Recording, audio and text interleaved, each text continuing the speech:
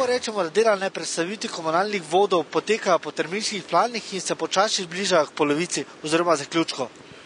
Dela potekajo v skladu s terminskimi plani, bilo je malo zamude zaradi decembrskega dežja, načeloma se pa zadeve odvijajo v skladu s pričakovanji.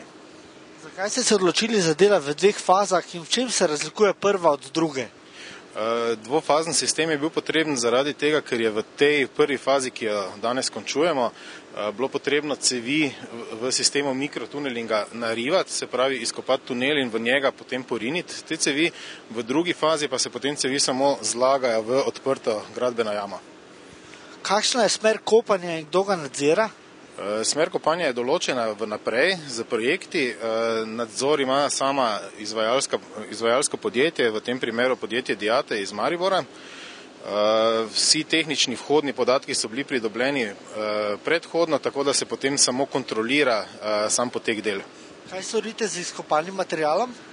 Izkopan material se v skladu z zakonom odnaša oziroma odvaža na za to primerne deponije v skladu z vsemi predpisi. Kdaj boste torej končali s prestavitvijo kolektorja? Zdaj druga faza bo potekala do konca tega tedna nekje, potem sledijo preizkusi, izdelava projektne dokumentacije, tako da bi nekje s koncem drugega tedna ta faza prestavitve komunalnih vodov bila končana. Kaj bo sledilo prestavitvi teh vodov?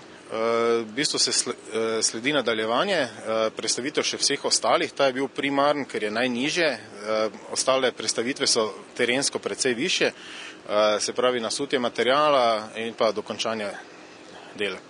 Kdaj boste potem pričeli z gradnjo poslovno-stanovanjskega objekta? Ta gradnja se je že pričela vzporedno z gradnjo kolektorja, zato ker se približno na isti koti nahaja vse skupaj.